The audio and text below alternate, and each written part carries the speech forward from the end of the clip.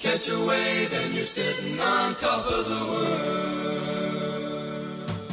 We look at our leadership, for most of us, we're within 5 to 10 years of being able to retire. And we want somebody that's going to be able to carry out what we've started. And we're very proud of the young folks we've got who we think are ready to jump both feet forward and carry this thing forward. I've actually been ready to jump in for a long time. My first convention that I attended was 3 years ago, and they asked anybody under 35 to stand up, and I looked around and I said, we are in trouble here. We don't need to reinvent the wheel. The wheel was before us from them, but we need their mentorship, and we need to get numbers involved and pull them up and get the people active. There's so many young people that are members of this union, they're just not involved. Our future local boards, executive boards, the leaders need to be fostered, taught, mentored, brought up, and we need to take over the union. Well, I'm the oldest of all of us, as people can tell by looking at us, and I've been active in AFSCME for many, many, many years.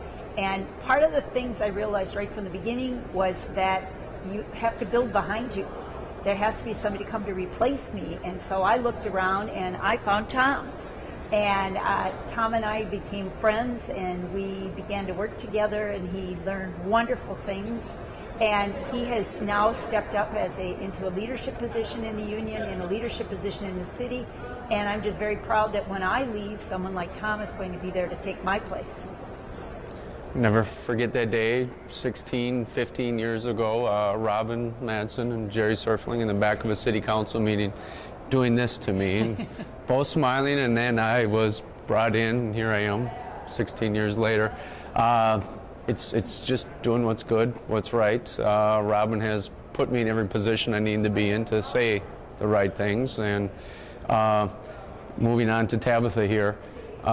Tabitha always has something to say and ask about, and when's the union going to do this, when's the union going to do that, and eventually we are the union. That's the message I spread. If you need something done, we need to do it ourselves and step forward. And I also pulled the strings that her dad was a Teamster. And I'm really excited to be a part of the Next Wave movement.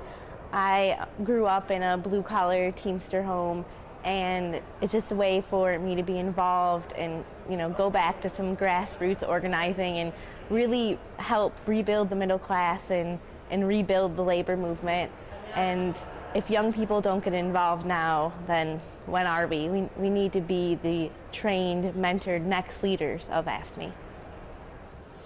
I actually met Robin when I was a very small child, and I used to frequent the bookmobile, and so I've known her my entire life. And then, like Tom said, I was a Parks employee, and he was my director, and he challenged my servicing beliefs, and now here I am, and I'm a part of my local and pretty active in the Next Wave, and I'm really glad that I have mentors like Tom and Robin. We need to absorb as much of that knowledge and gain the benefit of that experience as fast as we can here. It's ready or not, we got to jump in.